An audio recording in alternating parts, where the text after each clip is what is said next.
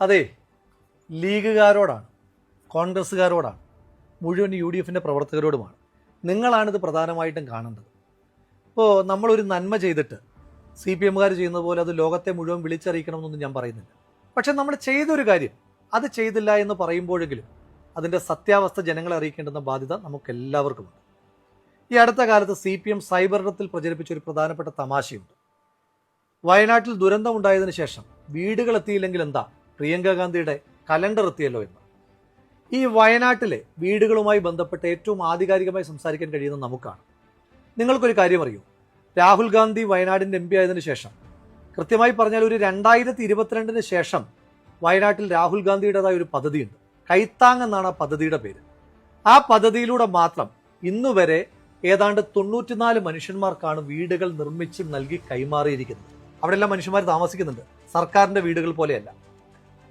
നിങ്ങളിൽ എത്ര പേർക്ക് ഈ 94 വീടുകൾ നൽകിയ കൈത്താങ് പദ്ധതിയെപ്പറ്റി അറിയാം? ഞാൻ തന്നെ ഈ കഴിഞ്ഞ ദിവസമാണ് രാഹുൽ ഗാന്ധിയുടെ ഓഫീസിൽ നിന്ന് ഇത് മനസ്സിലാക്കുന്നത്. ഞാൻ ആ ബെനിഫിഷ്യറീസിന്റെ ലിസ്റ്റ് എടുത്തപ്പോൾ അതിനകത്ത് എനിക്ക് ശ്രദ്ധേയമായി തോന്നിയ ഒരു പേര് ഞാൻ കണ്ടു. ശ്രീ AK ബാലൻ മന്ത്രിയായിരിക്കുമ്പോൾ അദ്ദേഹം വയനാട്ടിലെത്തിയിട്ട് ഇന്ത്യക്ക് ആകെ അഭിമാനമായ വയനാട്ടിൽ നിന്നൊരു കായിക താരത്തോട് പറഞ്ഞു, നിനക്ക് ഞാൻ വീട് വെച്ച് നൽകാമെന്ന്. AK ബാലൻ അതങ്ങ് മറന്നുപോയി, പൊടി തട്ടി അങ്ങ് പോയി. പക്ഷേ രാഹുൽ ഗാന്ധി ഇതറിഞ്ഞിട്ട് അദ്ദേഹം വാക്കുമാറിയില്ല, വീട് വെച്ച് നൽകി. അതടക്കം വയനാട്ടിൽ കാട്ടാനാക്രമത്തിൽ കൊല്ലപ്പെട്ട ഒരു സാധു മനുഷ്യന്റെ കുടുംബത്തിന് വീട് വെച്ച് കൊടുത്തതടക്കമാണ് ഈ 94 വീടുകൾ. ഇനി ദുരന്തത്തിന് ശേഷമുള്ള കാര്യങ്ങൾ മാത്രം പറയാം. ശ്രീമതി പ്രിയങ്ക ഗാന്ധി എന്ത് ചെയ്തു എന്നാണല്ലോ ചോദിക്കുന്നത്. മുണ്ടക്കൈ ചൂരൽമല പ്രദേശത്ത് ചെറിയ ചെറിയ കച്ചവടങ്ങളുമായി ജീവിച്ചിരുന്ന ഒരുപാട് മനുഷ്യന്മാരുണ്ട്. അവരെ ഈ സർക്കാർ മൈൻഡ് ചെയ്തിട്ടേ ഇല്ല. അങ്ങനെയുള്ള 40 മനുഷ്യന്മാരെ ലിസ്റ്റ് ചെയ്ത് അവർക്ക് ഓരോരുത്തർക്കും 5 ലക്ഷം രൂപ വീതം ശ്രീമതി പ്രിയങ്ക ഗാന്ധി കൊടുത്തു. അങ്ങനെ നോക്കുമ്പോൾ ആകെ 2 കോടി രൂപയാണ് വയനാട്ടിൽ മുണ്ടക്കൈയിൽ ചെറിയ ചെറിയ കച്ചവട സ്ഥാപനങ്ങളുമായി ഇരുന്ന മനുഷ്യന്മാർക്ക് ഇതിനോടകം ശ്രീമതി പ്രിയങ്ക ഗാന്ധി കൊടുത്തത്.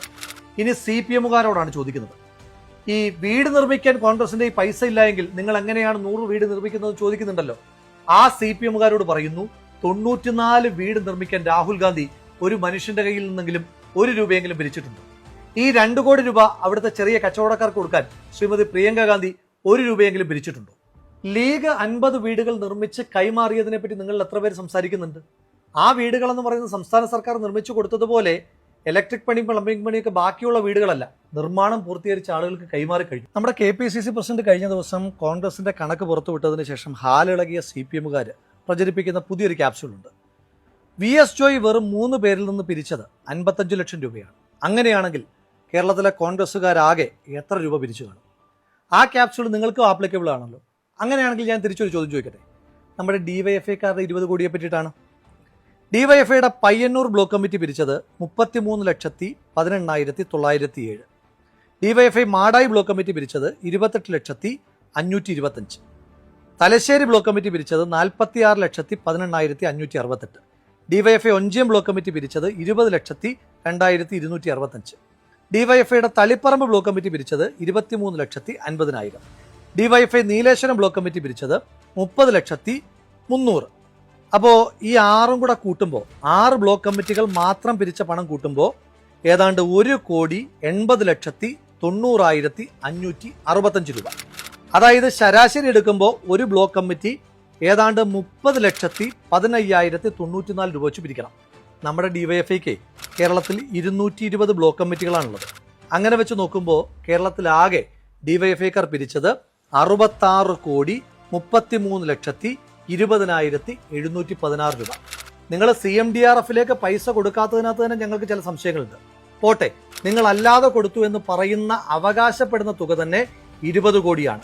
ഇനി DYFIക്കാരും പറയൂ, നിങ്ങൾ പിരിച്ച 66 കോടിയിൽ 20 കോടി മാത്രം കൊടുക്കുമ്പോൾ ബാക്കി 46 കോടി രൂപ ആരുടെ അന്നനാളത്തിലാണ് നിങ്ങൾ നിക്ഷേപിച്ചിരിക്കുന്നതെന്ന് നിങ്ങൾ പറയണം. തുറന്നു പറഞ്ഞാൽ DYFIയുടെ കണക്ക് അടിമുടി ദുരൂഹമാണ്.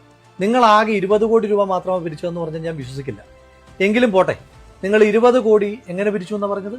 നിങ്ങളുടെ നേതാക്കന്മാർ പറഞ്ഞത് ഞങ്ങൾ ആരിൽ നിന്നും 1 രൂപ പോലും കൈപ്പറ്റിയിട്ടില്ല, എല്ലാം ആക്രി പെറുക്കിയും മറ്റുമാണ് ഞങ്ങൾ പൈസ കണ്ടെത്തിയെന്നാണ്. അങ്ങനെ ആകുമ്പോഴൊരു ചെറിയ പ്രശ്നമുണ്ടല്ലോ. കേരളത്തിൽ പഴയ ഇരുമ്പിന് ആകെ 31 രൂപയെ കിട്ടും. പഴയ പത്രമാണെങ്കിൽ 21 രൂപ, പഴയ പ്ലാസ്റ്റിക് ആണെങ്കിൽ പിന്നെയും വിലക്കുറവാണ്, ആകെ 12 രൂപയെ കിട്ടും. അങ്ങനെയാണെങ്കിൽ നിങ്ങൾക്ക് 20 കോടി രൂപ വേണമെങ്കിൽ എത്ര ടൺ കണക്കിന് പേപ്പറും പ്ലാസ്റ്റിക്കും ഇരുമ്പും ഒക്കെ കൊടുക്കേണ്ടി വരും? അങ്ങനെയാണെങ്കിൽ ആ സമയത്ത് കേരളത്തിലെ റോഡുകളിലെല്ലാം ഡിവൈഎഫ്ഐക്കാരുടെ ആക്രി ലോറികൾ മാത്രം കൊണ്ട് നിറഞ്ഞേനെ. അങ്ങനെ ഒരു കാലം നമുക്ക് ഓർമ്മയില്ല. എങ്കിലും പോട്ടെ, നിങ്ങൾ അത്രയും രൂപ സമാഹരിച്ചു എന്ന് ഇരിക്കട്ടെ. നിങ്ങളോട് ഈ കണക്കുകൾ ചോദിച്ച ആളുകൾ ഉത്തരം മുട്ടിക്കുന്നുണ്ടല്ലോ, ആ ആളുകളെ ഉത്തരം മുട്ടിക്കാനായിട്ടുള്ള ഒരു എളുപ്പമാർഗ്ഗം ഞാൻ പറഞ്ഞുതരാം. ഈ നിങ്ങൾ ആക്രി വിറ്റ പൈസയാണെന്നല്ലേ പറഞ്ഞത്? അങ്ങനെയാണെങ്കിൽ ഈ ആക്രിക്ക്, പ്രത്യേകിച്ച് ഇരുമ്പാണ് എങ്കിൽ GST ആയിട്ട് കടക്കാർ കൊടുക്കേണ്ടത് 18%. അങ്ങനെയാണെങ്കിൽ കേരളത്തിൽ ഈ 20 കോടി രൂപ ആക്രി വിൽക്കുമ്പോൾ ആക്രി കച്ചവടക്കാർ GST ആയി കൊടുക്കേണ്ടത് 3,60 ലക്ഷം രൂപയാണ്. ഡിവൈഎഫ്ഐക്കാർക്ക് സുവർണാവസരമാണ്. നേരെ പോയിട്ട് ആ കേരളത്തിലെ പല പല ആക്രി കച്ചവടക്കാരിൽ നിന്ന് ആ 3,60 ലക്ഷം രൂപയുടെ GST ബില്ല് അങ്ങോട്ട് വാരി വീശിയിട്ട് ഞങ്ങളുടെയൊക്കെ ഉത്തരം മുട്ടിച്ച് ഞങ്ങളൊക്കെ ചമ്മിച്ച് കളഞ്ഞാൽ മതി. കാര്യം എളുപ്പമായി, ഡിവൈഎഫ്ഐ സേഫുമായി. CPM ഡിവൈഎഫ്ഐ കൊണ്ട് നടത്തുന്ന കൊള്ള കൂടാതെയുള്ള മറ്റൊരു പ്രധാനപ്പെട്ട കൊള്ള ഊരാളുങ്കലിനെ ഉപയോഗിച്ചുകൊണ്ടുള്ളതാണ്. കഴിഞ്ഞ ദിവസം ടൗൺഷിപ്പ് നിർമ്മാണത്തിൽ ടെൻഡർ പാലിച്ചിട്ടില്ല എന്നുള്ള വിവരം ഞാൻ പുറത്തു പറഞ്ഞപ്പോൾ എനിക്ക് മറ്റൊരു വിവരം കൂടെ കിട്ടി. മുണ്ടക്കൈ ദുരന്തമുണ്ടായ പുന്നപ്പുഴ നവീകരണത്തിന് വേണ്ടി 195 കോടി രൂപയാണ് സംസ്ഥാന സർക്കാർ മാറ്റിവെച്ചിരിക്കുന്നത്. അന്ന് മാലിന്യം കൊണ്ട് നിറഞ്ഞതാണ് പുന്നപ്പുഴ. ഈ പുന്നപ്പുഴയുടെ നവീകരണത്തിന് വേണ്ടിയിട്ട് ഉത്തരാഖണ്ഡിലും പഞ്ചാബിലുമൊക്കെ ഈ പ്രവൃത്തിയിൽ ഏർപ്പെട്ടിട്ടുള്ള ചില കമ്പനികൾ സംസ്ഥാന സർക്കാരിനെ സമീപിച്ചു. അവർക്കാർക്കും ടെൻഡർ കൊടുക്കാതെ, യാതൊരു വിധമായ ടെൻഡർ നടപടികളും പാലിക്കാതെ സംസ്ഥാന സർക്കാർ ഈ പുഴ നവീകരണത്തിന്റെ എഗ്രിമെന്റ് കൊടുത്തിരിക്കുന്നത് മറ്റാർക്കുമല്ല, ഊരാളുങ്കലിനാണ്. ഇതിനോടകം തന്നെ 50 കോടി രൂപ ഊരാളുങ്കലിന് സംസ്ഥാന സർക്കാർ കൈമാറുകയും ചെയ്തു. മനുഷ്യമാംസം വരെ അടിഞ്ഞ ആ പുഴയിൽ നിന്ന്, ആ മാംസത്തിൽ നിന്ന് പോലും പൈസ കൈയിട്ട് വാരുവാൻ വേണ്ടി ഊരാളുങ്കലിൽ ഉപയോഗിക്കുന്ന സംസ്ഥാന സർക്കാർ, സത്യത്തിൽ അത് ഊരാളുങ്കലല്ല, പൈസ ഊരാനുള്ള സംസ്ഥാന സർക്കാരിന്റെ അങ്കിളാണ് ഊരാളുങ്കൽ എന്ന് ജനം തിരിച്ചറിയുകയാണ്. കുടുക്ക പൊട്ടിച്ച പണം മുതൽ ഓരോ ചില്ലിക്കാശും CMDRFിലേക്ക് മാത്രം നിക്ഷേപിക്കാനാണ് ആദ്യം മുതൽക്കേ സംസ്ഥാന സർക്കാർ പറയുന്നത്. അതുതന്നെയാണ് CPM ഏറ്റുപറഞ്ഞത്. പിന്നെയും എന്തുകൊണ്ടാണ് CPMന്റെ യുവജന സംഘടനയായ ഡിവൈഎഫ്ഐ മാത്രം CMDRFിൽ പൈസ നിക്ഷേപിക്കാതെ മറ്റൊരു അക്കൗണ്ടിലാണ് പണം ഇട്ടതെന്ന് പറയുന്നത്? എന്തുകൊണ്ടാണ് ഡിവൈഎഫ്ഐക്ക് മാത്രം ഊരാളുങ്കലുമായി സെപ്പറേറ്റ് എഗ്രിമെന്റ് ഉള്ളത്? ഊരാളുങ്കലും CPMന്റേത്, ഡിവൈഎഫ്ഐയും CPMന്റേത്. 20 കോടി തന്നെ കൊടുത്ത കർണാടക സർക്കാരിനോട് CMDRFിലേക്ക് തന്നെ പണമിടാനാണ് പറഞ്ഞിരിക്കുന്നത്. അപ്പോൾ ഇതിനകത്ത് അടിമുടി ദുരൂഹതയില്ല. ശവം തിന്നാൻ വരുന്ന കഴുകനേക്കാൾ ക്രൂര മനസ്സുമായി ഒരു പുഴയിലാകെ ഒഴുകി നടന്ന മനുഷ്യമാംസങ്ങളെ മറയാക്കി നിങ്ങൾ കൊയ്തുണ്ടാക്കിയ ആ കോടിക്കണക്കിന് രൂപയ്ക്ക് ഈ നാട് മറുപടി പറയിക്കും തീർച്ച. നിങ്ങൾ CPMന്റെ നേതാക്കന്മാർ ഉണ്ണുന്ന ഓരോ വറ്റ് ചോറിലും ആ സാധു മനുഷ്യന്മാരുടെ മാംസത്തിന്റെ ഗന്ധമുണ്ടായിരിക്കുമെന്നുള്ള ഓർമ്മ നിങ്ങൾക്ക് എല്ലാ കാലത്തും ഉണ്ടാകണം. ഈ 9-ന് ഈ കണക്ക് നാട് പറയിക്കുക തന്നെ ചെയ്യും.